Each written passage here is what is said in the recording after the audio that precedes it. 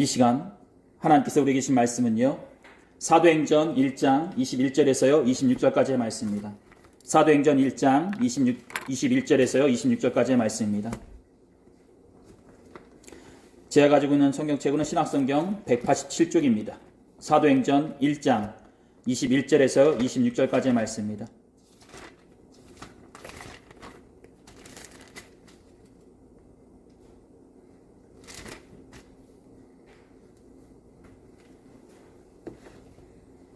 다 찾으신 줄 믿고요. 제가 한 절 읽고 여러분 한 절 읽다가요, 마지막 26절은요 다 같이 읽도록 하겠습니다. 사도행전 1장 21절에서요 26절까지의 말씀입니다. 이러함으로 요한의 세례로부터 우리 가운데서 올려져 가신 날까지 주 예수께서 우리 가운데 출입하실 때에 항상 우리와 함께 다니던 사람 중에 하나를 세워 우리와 더불어 예수께서 부활하심을 증언할 사람이 되게 하여라 하라. 그들이 두 사람을 내세우니 하나는 바사바라고도 하고 별명은 유스도라고 하는 요셉이요 하나는 마띠아라. 그들이 기도하여 이르되 두 사람의 마음을 아시는 주여, 이 두 사람 중에 누가 주님께 택하신 바 되어 봉사와 및 사도의 직무를 대신할 자인지를 보이시옵소서. 유다는 이 직무를 버리고 제 곳으로 갔나이다 하고 제위 뽑아 마띠아를 얻으니 그가 11 사도의 수에 들어가니라. 아멘. 오늘은 여러분들과 기도한 후에 결정되어진 것들은 순종으로 완성되어진다라는 제목으로 다 같이 하나님의 말씀 나누도록 하겠습니다. 우리 말씀 나누기 전 앞뒤 좌우로 마음과 정성을 모아서요, 예수님의 이름으로 축복의 인사 나누도록 하겠습니다. 예수님의 이름으로 사랑하고 축복합니다. 예수님의 이름으로 사랑하고 축복합니다. 말씀 나누겠습니다. 민주주의의 꽃이라 할 수 있는 선거의 특징을 들자면요, 내가 뽑은 사람이 나를 대신해서 지역과 나라 가운데 일을 한다 볼 수 있을 것입니다. 즉 내가 검토하고 내가 결정한 사람이 나를 대신해서 일을 함으로 내가 속한 지역과 나라의 현재와 미래를 이끌어 간다는 것입니다. 이렇듯 내가 결정한 사람이 나를 대신해서 일을 하듯이 민주주의에서의 선거는 국민이라 할 수 있는 내가 중심이 된다 말씀드릴 수 있을 것입니다. 하지만 이와는 다르게 하나님의 영이 운행하시는 교회에서는요, 내가 중심이 되기보다 하나님이 중심이 된다 볼 수 있고요, 하나님이 모든 일의 최종 결정권을 가지고 있다 말씀드릴 수 있을 것입니다. 즉 민주주의 사회에서 볼 수 있는 선거가 나로 인해서 내가 결정해서 움직여진다면 교회는 나보다는 하나님의 영을 우선시하여 그분에 의해서 결정되어진다는 것을 우리는 알아야 한다는 것입니다.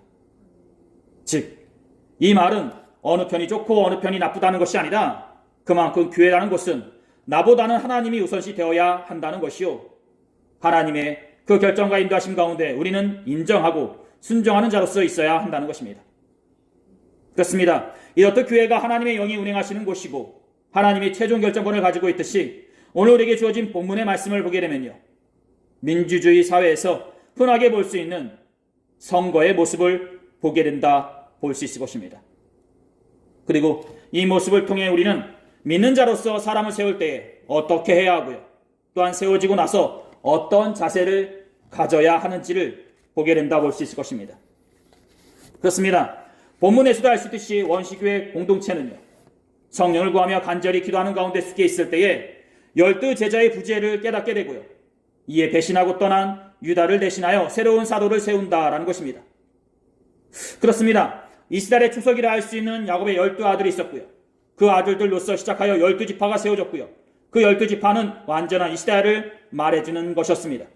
그리고 그 12지파를 상징적으로 하여 예수께서는 12 제자를 세우셨는데, 이렇듯 유다가 배신하고 떠남으로 더 이상 12 제자가 아닌 11 제자가 되었다는 것입니다. 그래서 11 제자와 원시교회 공동체는 예수께서 맡겨주신 복음 전파를 행하기 전에 나머지 한 사도를 새롭게 세움으로써 완전한 12 제자가 되어 복음 전파에 힘을 쏟아하고 있다라는 것입니다. 기도 중에 제자 중에 하나인 베드로가 일어서 이런 말을 하게 됩니다. 12 제자 중에 하나였던 유다는 우리와 함께 행동하며 사도직을 맡았던 사람입니다. 하지만 위롭지 못한 행동을 행함으로 지옥으로 떨어져 죽게 되었습니다. 그러므로 그를 대신하여 새로운 사도를 세워야 합니다 라고 말했죠.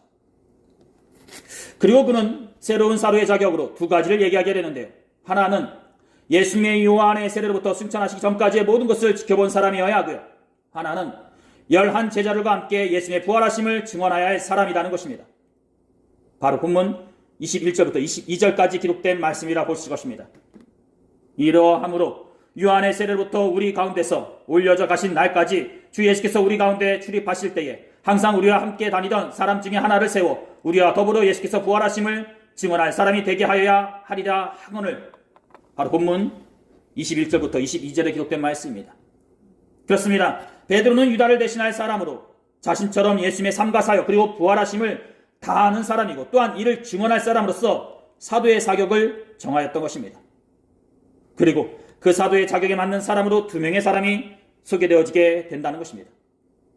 그들이 2 사람을 내세우니 하나는 바사바라라고도 하고 별명은 유스도라고 하는 요셉이요 하나는 마띠아라.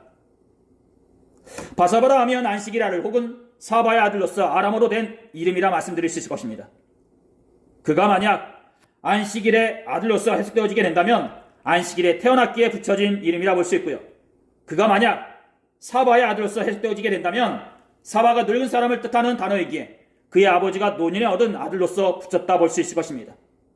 그리고 또한 유스도라는 이름은 라틴어에서 비롯된 이름으로 정의, 위로운 자라는 뜻을 품고 있다 말씀드릴 수 있을 것입니다.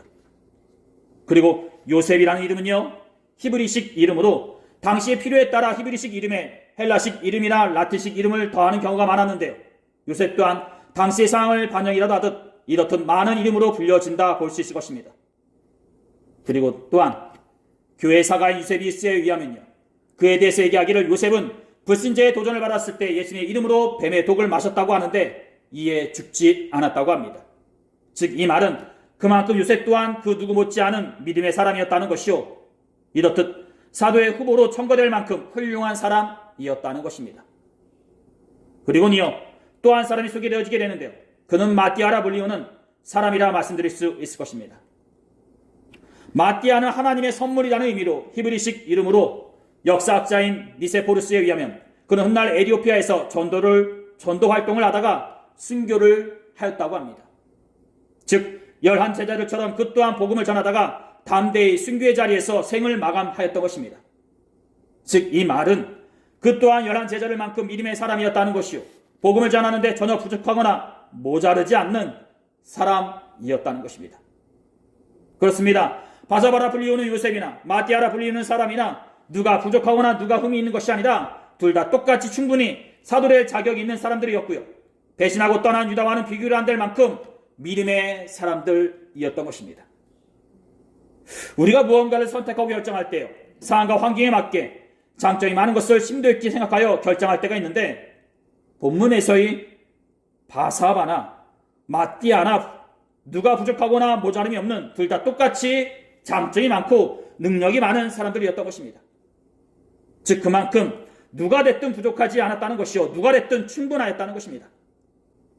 하지만 우리는 여기에서 한 가지 사람들의 마음을 엿볼 수 있게 되는데요. 그것은 바로 비록 한 구절밖에 안 된다 해도 23절 한 절을 통해 우리는 마띠아보다는 바사바에게 가까웠음을 보게 된다라는 것입니다.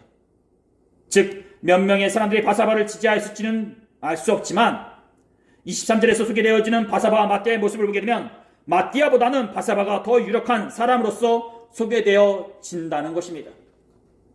하지만 어떻죠? 내용이 어떻든 간에 제자들과 원식교회 공동체는 이에 대해서 기도하게 되고요. 이 내용의 최종 결정권을 하나님께 내어 맡기게 된다는 것입니다.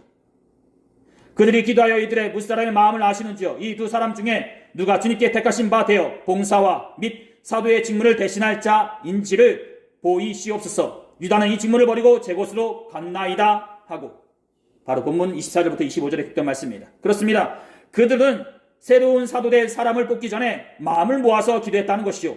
이는 사람의 마음과 뜻을 완전히 배제하고 하나님의 뜻을 반영하기 위한 기도였다라는 것입니다. 즉 예수께서 12 제자를 세우셨던 것처럼 이 순간 하나님의 영이 임하셔서 유다 다음으로 새로운 사도가 세워지기를 간절히 기도하였던 것입니다.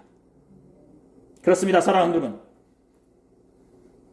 앞에서 말씀드린 것처럼 교회는 아니 믿는 사람들의 공동체에서는요 최종 결정권이 사람에게 있는 것이 아니라 하나님에게 있다 볼 수 있고요.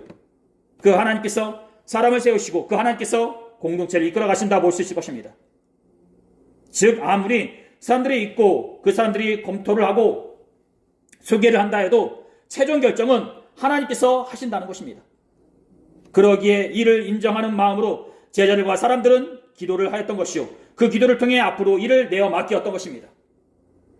이렇듯 제자들과 원시교회 공동체는 사람들이 기도를 통해 자신들의 생각과 뜻은 배제하고 오로지 하나님의 뜻과 인도하심을 발휘했던 것처럼 현대를 살아가는 우리를 또한 이렇듯 사람들을 세울 때 또는 어떤 일을 추진하고 만들어가는 가운데 쓰게 있을 때에 꼭 하나님의 뜻과 인도하심을 바라는 기도를 하여야 하는 것이요, 이 모든 것들의 최종 결정은 하나님께 내어 맡겨야 한다는 것입니다. 그렇습니다.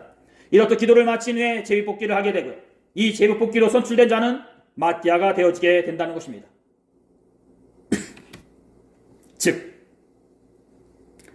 몇 명의 사람들은 바사바를 지지하였을지는 몰라도 하나님께서는 마띠아를 원하셨던 것입니다.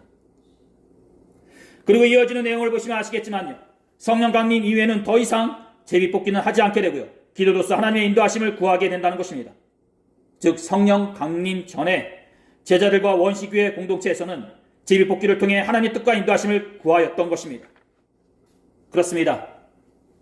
사랑하는 성도 여러분, 제비뽑기가 끝나고 나서 더 이상의 소개나 제비뽑기는 없게 됩니다. 즉 내가 원하는 사람이 되지 않았으니 한 번 더 하자라는 얘기가 없었다라는 것입니다. 즉 제자들과 사람들은 기도하고 결정되어진 것에 그 어떤 이의나 불평 없이 이에 순종한다는 것입니다. 즉 기도하고 결정되어진 하나님의 뜻에 그 어떤 이의나 불평 없이 순종하는 자로서 선거의 모범된 모습을 보여주게 된다는 것입니다. 그렇습니다. 기도하고 이루어진 것을 제자들과 사람들은 순종으로써 이를 완성하였던 것입니다. 사랑하는 여러분, 현재 우리를 가운데 그리고 이 땅의 모든 교회를 가운데 이런 하나님께 기도하고 그분의 인도하심 가운데 순종하는 모범된 모습이 있기를 두 손 모아 소원합니다. 즉 믿는 자에게 모든 것은 하나님께 기도함으로써 하나님의 뜻과 인도하심 가운데 세워지고 이루어져야 한다는 것입니다. 즉 인간의 욕심과 서로의 이익 때문에 이루어지는 것이 아니라 온전히 하나님의 뜻과 그분의 팔 안에서 이루어져야 한다는 것입니다. 오늘 하나님께서 우리에게 주신 말씀은 여기까지입니다. 기도하시겠습니다. 귀하시 복되신 우리 하나님 아버지, 오늘 우리는 유다 다음으로 세워진 사도를 통해 인간의 마음과 결정보다는 하나님의 결정과 선택하심을 나눠보았습니다. 원시교회 공동체에서 제비뽑기로 세워진 결과에 대해 순종으로 완성하였던 것처럼 현대를 살아가는 우리를 또한 우리의 마음과 계획보다는 하나님께 기도함으로 성령님의 인도하심 가운데 이루어지는 결정을 보게 하시고 이에 대해 순종함으로써 완성해가는 주의 성도들이 되게 하여 주시옵소서. 주님께 모든 것을 위탁하게 하시고 주님의 손길과 발걸음 가운데 우리가 맞춰가게 하여 주시옵소서. 감사드리며 이 모든 기도를 우리 주 예수 그리스도의 이름으로 간절히 기도 드렸사옵나이다. 아멘.